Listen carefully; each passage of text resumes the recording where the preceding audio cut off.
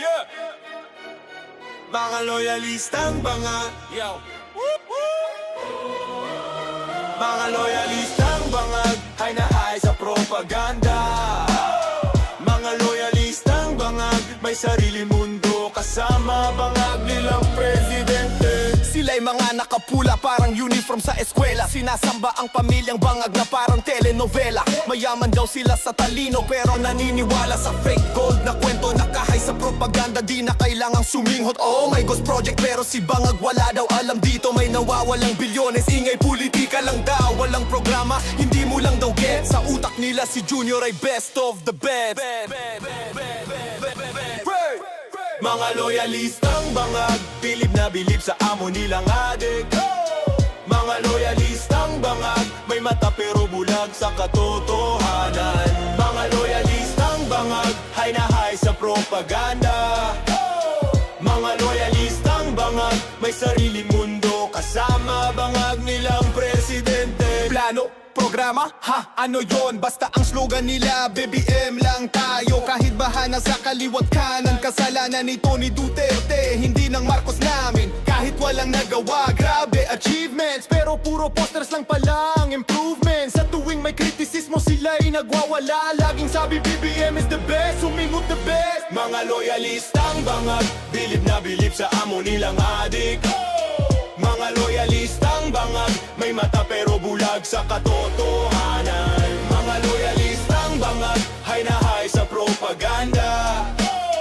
Mga loyalistang bangag, may sariling mundo kasama bangag nilang presidente. Sabi nila, he's not a weak leader, super strong. Pero halos lahat ng kabinet mas sumaas ng boss. Pag may kontrobersya, relax, orchestrated dito. Pero bakit parang pamilyar ang modus na to? Krimen tumataas, hindi totoo yan. Korupsyon kaliwat kanan, hindi namin nakikita, fake news yan. Parang teleserye na hindi matapos-tapos, pero high na high pa rin daw kahit talo sa ratings. Mga loyalistang bangag, bilib na bilib sa amo nilang adik. Mga loyalistang bangag, may mata pero bulag sa katotohanan. Mga loyalistang bangag, hay na hay sa propaganda. Mga loyalistang bangag, may sariling mundo kasama bangag nilang presidente. Scroll lang ng scroll, parang walang hanggan. Share ng share kahit mali ang laman. New golden era kahit dilim ang nakikita. May filter kasi ang mundo nila. Hashtag dito, hashtag doon. Pero bakit wala pa ring pagbabago ngayon? Mga loyalistang bangag, bilib na bilib sa amo nilang adik. Mga loyalistang bangag, may mata pero bulag sa katotohanan. Mga loyalistang bangag, hay na hay sa propaganda. Mga loyalistang bangag, may sariling mundo kasama bangag nilang presidente. Kung may kilala kang ganito, wag ka nang magulat. Sa social media sila nagkakalat, pero sa dulo iisa lang ang mensahe ng awit na rito.